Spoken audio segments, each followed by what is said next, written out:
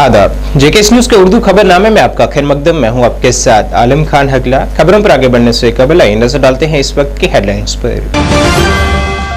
वज़ीर-ए-आज़म ने राज्यसभा में सदर जमहूरिया के खिताब पर शुक्रिया की तहरीक पर बहस का दिया जवाब। कहा, जम्मू कश्मीर में दफा 370 की मनसूखी के बाद एससी, एसटी और पसमानदा तबकों को मिले हैं उनके हकूक।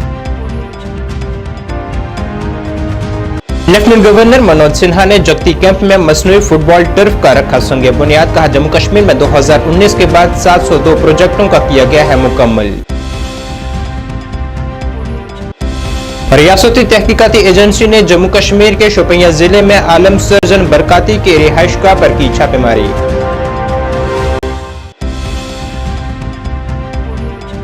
तो निहायत अकीदत व एहतराम के साथ मनाया गया शेखुल आलम शेख नूरुद्दीन नूरानी का सालाना उर्स। राजौरी, पुंछ और रियासी की बड़ी तादाद में ज़ायरीन ने दी हाजिरी। क्या आप परेशान हैं? आज ही संपर्क करें। 100% गारंटी के साथ पाए हर परेशानी का समाधान। प्रेम विवाह के लिए माता पिता को मनाना, प्रेमी प्रेमिका में झगड़ा, सौतन दुश्मन से छुटकारा, तलाक केस, नौकरी कारोबार में रुकावट, विदेश यात्रा या कर्ज मुक्ति, लॉटरी नंबर पाओ 649 हो या लोटो मैक्स, प्यार में धोखा खा चुके प्रेमी प्रेमिका, एक बार जरूर संपर्क करें। मैं आपका प्यार टूटने नहीं दूंगा। 98 769 98 583। अब खबरें तफसील से।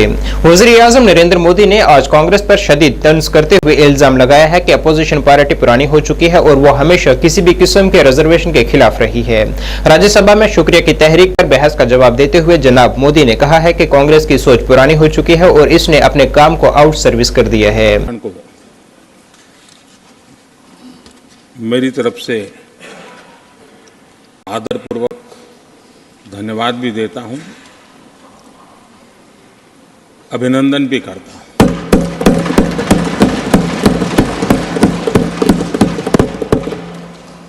चर्चा के दरमियान अनेक माननीय सदस्यों ने अपने विचार रखे और चर्चा को समृद्ध करने का अपने अपने तरीके से प्रयास भी किया। इस चर्चा को समृद्ध करने के प्रयास करने वाले सभी आदरणीय साथियों का भी मैं हृदय से आभार व्यक्त करता हूं, अभिनंदन करता हूं।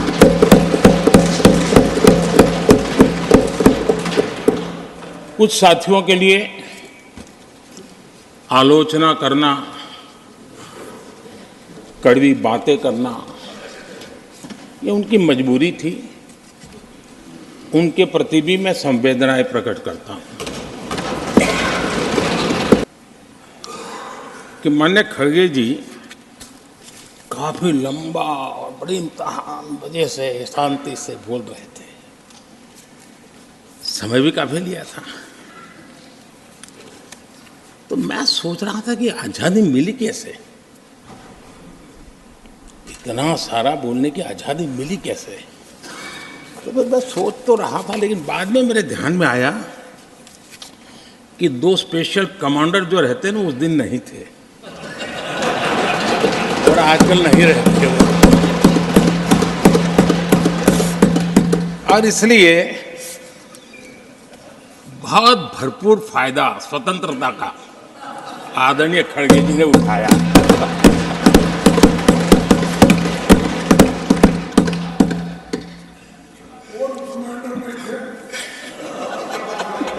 और मुझे लगता है कि उस दिन खड़गे जी ने सिनेमा का एक गाना सुना होगा, ऐसा मौका फिर कहाँ मिलेगा।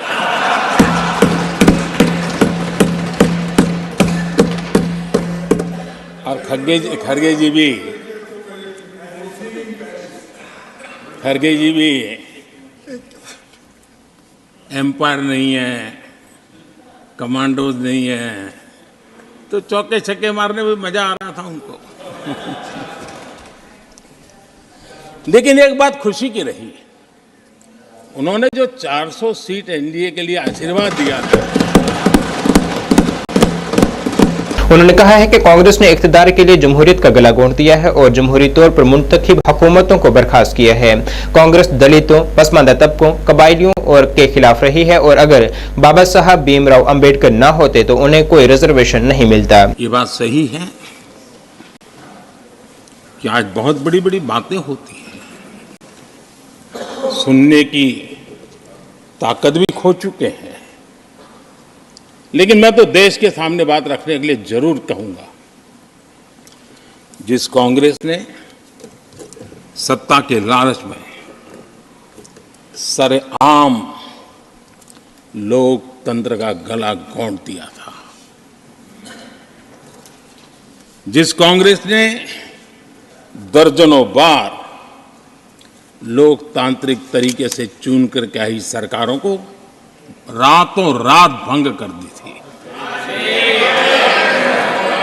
बर्खास्त कर दिया, जिस कांग्रेस ने जम्मू कश्मीर का जिक्र करते हुए उन्होंने कहा है कि यहां दफा 370 की मनसूखी के बाद ही दर्जा फहरिस्त कबीलों और दर्जा फहरिस्त जातों और पसमानदा तबकों को उनके हकूक से रोशनास किया गया है। उदाहरण जरूर देना चाहता हूं, और वो उदाहरण मैं जम्मू कश्मीर का देना चाहता हूं। कांग्रेस ने जम्मू कश्मीर के एससी, एसटी, ओबीसी को 7 दशकों तक उनके अधिकारों से वंचित रखा।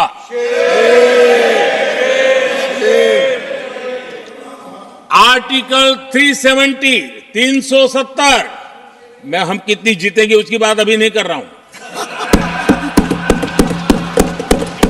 आर्टिकल 370 को निरस्त किया,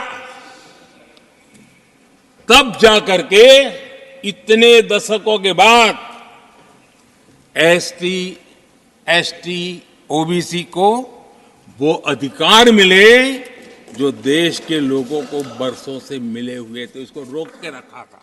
जम्मू कश्मीर के लेफ्टिनेंट गवर्नर मनोज सिन्हा ने आज नगरोटा के जगती कैंप में मसनूई फुटबॉल टर्फ का संग बुनियाद रखा है, जिस दौरान उन्होंने कहा है कि स्टेट ऑफ द आर्ट खेलों की सहूलत को फीफा के मयारात के मुताबिक तैयार किया जाना चाहिए।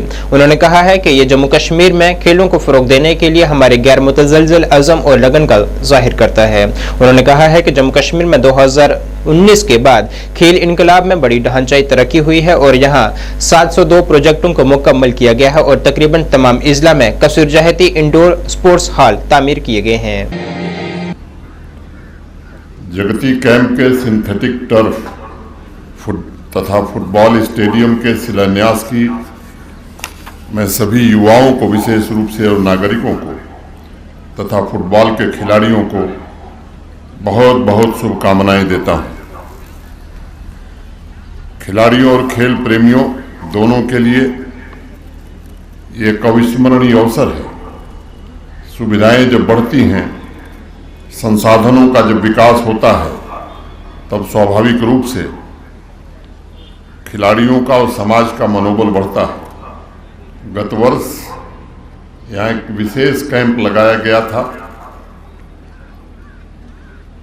सोशल सिक्योरिटीज की जो स्कीम चलती हैं जम्मू कश्मीर प्रशासन की और भारत सरकार की, उन योजनाओं का सैचुरेशन हो, उस कैंप का उद्देश्य था। उस समय कुछ साथियों ने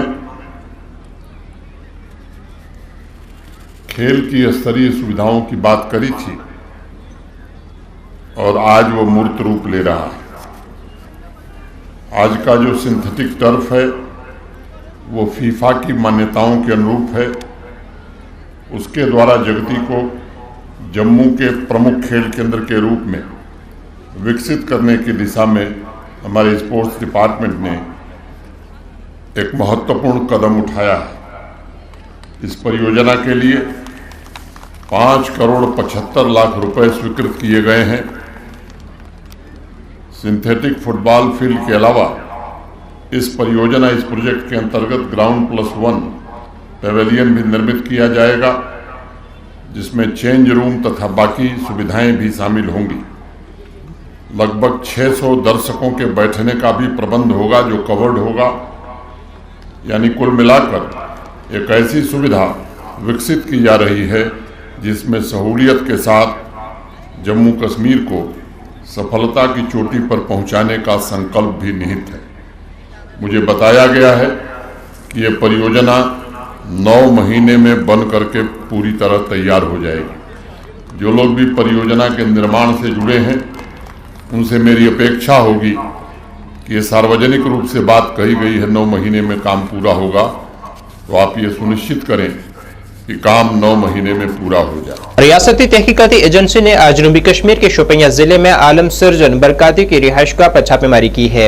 एक सरकारी एहलकार ने बताया है कि SIA के एहलकारों ने मकामी पुलिस और CRPF की मदद से ये छापेमारी अंजाम दी है। आखिरी इत्तला मौसूल होने तक तलाशी मुहिम जारी थी। शेखुल आलम शेख नूरुद्दीन नूरानी का सालाना उर्स आज इंतहाई अकीदत व एहतराम के साथ जिला राजौरी के राजनगर बुद्दल में मनाया गया है।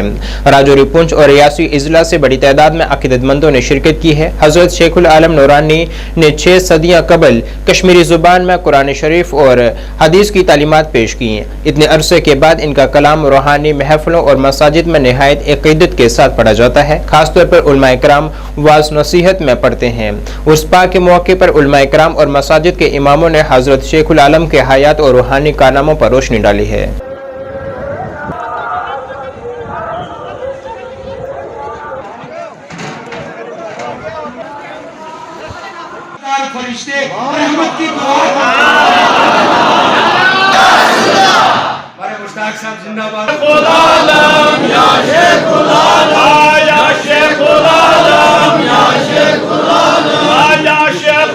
मैं आगाज़ करता हूँ कि यक ज़माना सहबती बाउलिया बेहतर सद साला ताती बेरिया। कहते हैं कि औलिया अल्लाह की सहबत में अगर एक लम्हा भी गुजारा जाए तो वो 100 साल की इबादत से भी बेहतर है।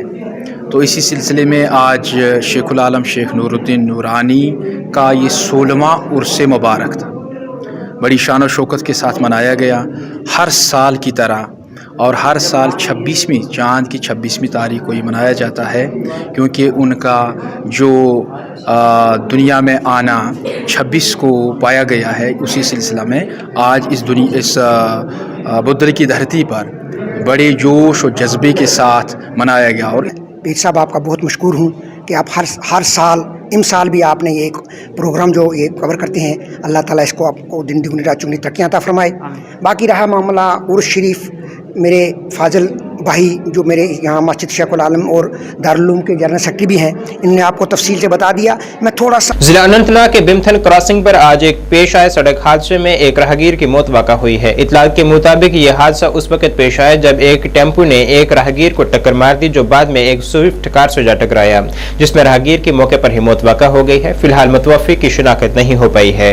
पुलिस ने इस सिलसिले में एक मामला दर्ज कर तहकीकात शुरू कर दी है। बात करें वो भी मौजूद है, पुलिस की बात करें वो भी मौजूद है।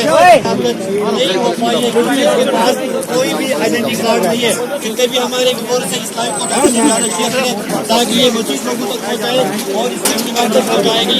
फिलहाल इस वक्त आप देखते हैं हालांकि उनके आइडेंटिटी। जिला पुंछ की सुरनकोट तहसील में ट्रैफिक महकमा ज़ाब्तों की खिलाफ वर्जी करने वालों से काफी सख्ती से पेश आ रहा है और उनके चालान भी किए जा रहे हैं। साथ ही लोगों से अपील की जा रही है कि वह ज़ाब्तों पर अमल करते हुए गाड़ी चलाएं। इस सिलसिले में मुख्तलिफ मकामात पर नाकाबंदी करके गाड़ियों के दस्तावेजात की जाँच की जा रही है।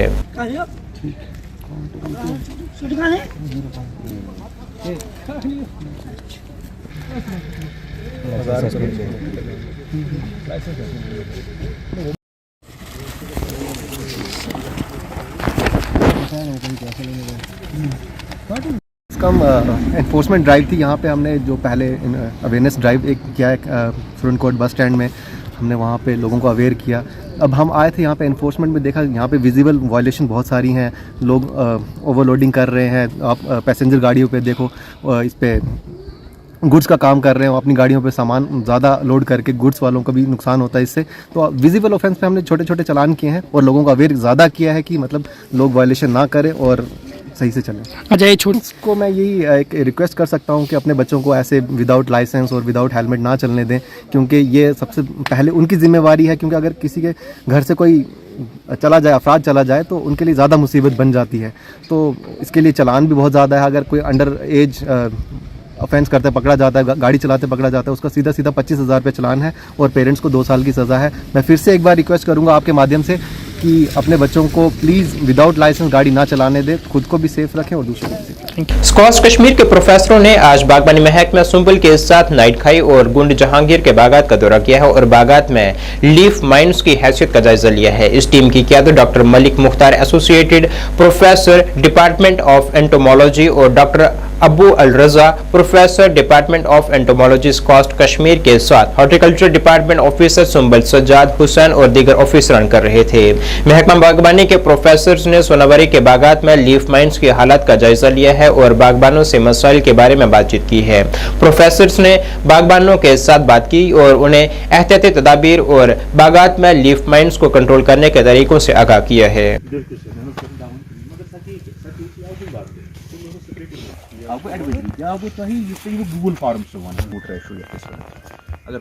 क्या क्या इनको कराना है आगे जाके, क्या कैसे इसको आप हैंडल करेंगे, क्योंकि इनके लिए नया कीड़ा है। क्योंकि अगर साउथ कश्मीर में देखेंगे आप कुलगाम शोपियान में, उनके लिए अभी पुरानी बात होगी क्योंकि वहाँ 3-4 साल से वो आ रहे हैं। उनको आप ऑलमोस्ट वो ट्रेंड हो गए हैं, वो बाग वाले ट्रेंड हो गए कि हमें इसको कब कैसे स्प्रे करना है। तभी आप देखेंगे कि बहुत सारे बाग वहाँ ऐसे हैं जहाँ पे अभी इन्फेस्टेशन है, उसका नामो निशान नहीं है इस कीड़े का। हाँ, जहाँ जहाँ ये अब आ रहा है उन बागों में लगता है ग्रोवर को थोड़ा टाइम लगता है कि इसको समझने में, इसमें कैसे हम डील करें, प्रॉब्लम कैसे आ रही है, इसको कौन कौन स्प्रे करें। चूँकि अब हम इनको अब आज पर्सनली आ गए हैं, हमने इनको बताया भी दिया है कि कैसे। इनके लिए बहुत अच्छा मौका है अभी कि अभी जाके जो डॉर्मेंट सीज़न चल रहा है इसमें क्या क्या तदाबीरें करनी है, स्प्रे सफाई कैसे रखनी है बागों की, को किस टाइम पे क्या स्प्रे करनी है। हाँ, स्प्रे भी मैं ये कहूँगा कि ये नीड बेस्ड है। ये ऐसा नहीं है कि कोई समझेगा कि इसमें 12 स्प्रे दी है, 11 स्प्रे दी है, 11 की 11 करनी है, नहीं। इसमें बाग वाले को खुद देखना है कि हाँ मुझे ज़रूरत है नीड बेस्ड, क्योंकि हमारे स्प्रे शेड्यूल में भी जो हमारे ये इंसेक्टिसाइड्स होते हैं ये नीड बेस्ड होते हैं। ये नहीं ज़रूरी है कि हर टाइम करनी है। हाँ, अगर नीड आ गई कि कीड़ा है तो ये स्प्रे कर सकते हैं, इनके लिए ये दिया है। दूसरी चीज़ इनके लिए ये है कि बागों की सफाई। जहाँ पे भी मैं गया खाली एक बाग के बगैर मैंने कहीं सफाई नहीं देखी। मुख्तलिफ मकामात से ताल्लुक रखने वाले लोगों ने आज शीप हस्बेंड्री ऑफिस बारामुल्ला के सामने एक पुरअमन एहतजाज किया है। एहतजाज कर रहे लोगों का कहना था कि उन्हें शेयरिंग मशीन नहीं दी जा रही है, जिसकी वजह से उन्हें शदीद परेशानियों का सामना है। उन्होंने कहा है कि महकमे ने मशीनें वापस ले ली हैं और अब भी हमें रकम की वापसी का वादा नहीं किया गया है। इस सिलसिले में JKC न्यूज़ से बात करते हुए महकमे के ऑफिसर ने कहा है कि हम चंद दिनों में मशीन पहुँचा देंगे। है कि क्या वजह हो गई कि अगर हमें हर साल मशीनों की वेरिफिकेशन होती थी और सीज़न से पहले हमें मिलती थी, लेकिन इस साल हमें बड़ी मुश्किल हो गई कि हमें अभी तक मशीनें वापस नहीं मिली।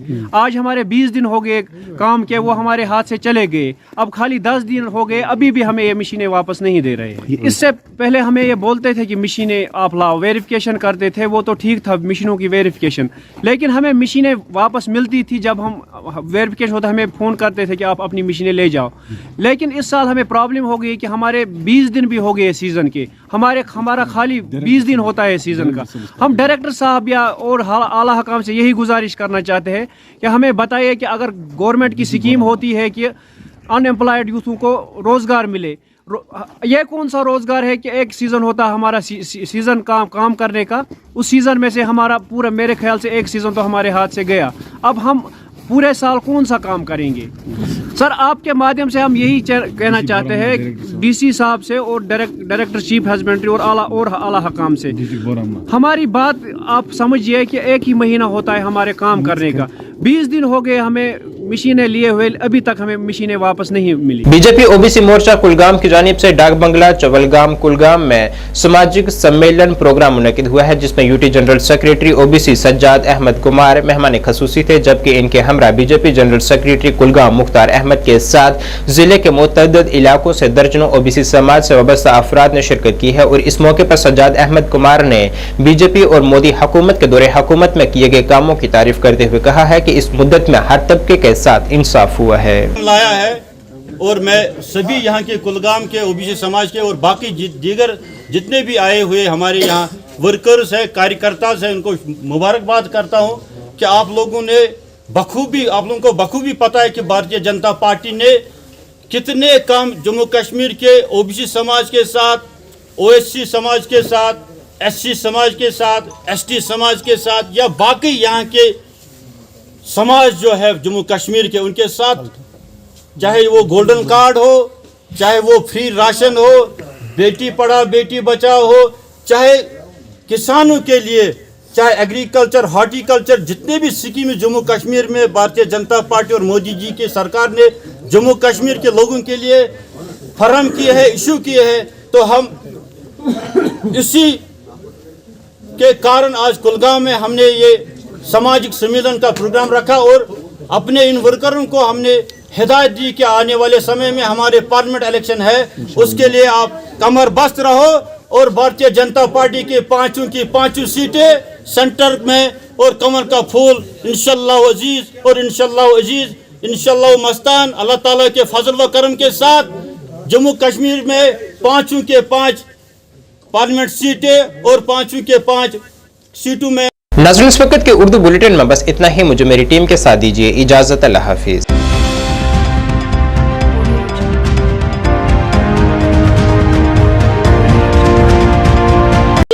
परेशान हो आज ही संपर्क करो। मोड़ी वशीकरण करवाओ, मन चाहा प्यार पाओ। परेशानी जी में पति पत्नी च झगड़ा, सौतन दुश्मन तो छुटकारा, प्यार च धोखा, खोया प्यार वापस पाना, कर्जा मुक्ति, तलाक केस, विदेश यात्रा जा प्यार च रुकावट, लॉटरी नंबर पाओ 649 होवे जा लोटो मैक्स। प्यार विच धोखा खा चुके प्रेमी प्रेमिका एक बार जरूर संपर्क करो। एक्चुअली ਮੇਰੇ ਤੇ ਮੇਰੇ ਬॉयਫ੍ਰੈਂਡ ਦਾ ਬ੍ਰੇਕਅਪ ਹੋ ਗਿਆ ਸੀਗਾ ਤੇ ਮੈਂ ਕਾਫੀ ਜ਼ਿਆਦਾ ਡਿਪਰੈਸ਼ਨ 'ਚ ਰਹਿਣ ਲੱਗ ਗਈ ਸੀ ਤੇ ਮੈਂ ਫਿਰ ਇਹਨਾਂ ਕੰਟੈਕਟ ਕੀਤਾ ਤੇ ਇਹਨਾਂ ਤੋਂ ਵਸ਼ੀਕਰਨ ਕਰਵਾਇਆ ਤੇ ਮੇਰਾ ਕੰਮ ਬਹੁਤ ਅੱਛਾ ਤੇ ਬਹੁਤ ਜਲਦੀ ਬਣ ਗਿਆ।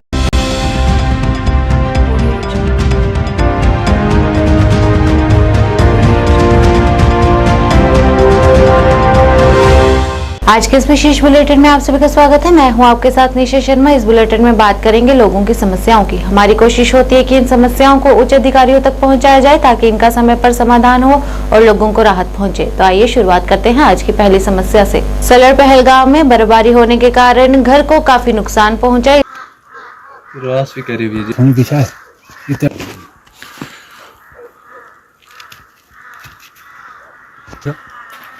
इस दौरान क्षतिग्रस्त हुए घर के लोगों ने बताया कि बर्फ पड़ने के कारण उन्हें लगभग 1.5 लाख तक नुकसान हो गया है और उन्होंने ये घर मजदूरी कर बड़ी मेहनत के साथ बनाया था और बर्फबारी होने से काफी खतरा भी बना हुआ है। इस मौके पर उन्होंने डीसी अनंतनाग से अपील करते हुए मुआवजा देने की गुहार लगाई।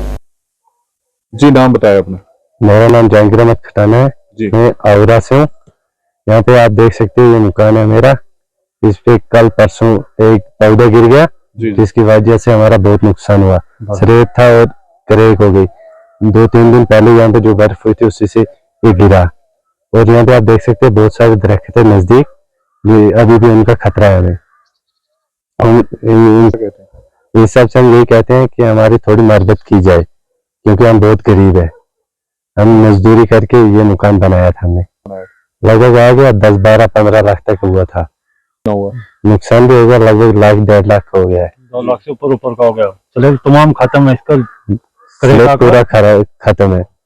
और दूसरा दरख्त है इसके पीछे, दो दरख्त है जिनका अभी भी हमें खतरा है। जंगल के नजदीक है, सभी खतरा है। जल्दी कहते हैं जनाब, ये तो कौन इनको देना चाहिए क्योंकि हमें यहाँ पे खतरा है, क्योंकि अभी भी बर्फ पड़ सकती है, कोई भी दरख्त गिर सकता है। यहाँ पे क्या भरोसा है, हम अभी भी खतरे में हैं। यहाँ पे बहुत दरख्त नजदीक है। मेरा नाम लाल हुसैन गुज्जर खटाना है, हूँ आगरा रुआ। मैं एक मकान बनाया था मजदूरी करके, बड़ी मजदूरी करके बनाया मकान। कल इस बर्फ नाल रात आवाज मेरे मकान पर बैठी चली गई, एक दरख्त। उसके बाद मेरा मकान को कम से कम 1.5 लाख से ऊपर नुकसान 2 लाख के नजदीक हो गया। फिर मेरा इसमें हाल तो बचा था मेरा, फिर रात में लेकर मकान से बाहर निकल गया। फिर रात में बर्फ पर रह गया, फिर दूसरे मकान मेरे माल वास्ता, तो फिर उसमें लेकर मैं डेरो लाओ।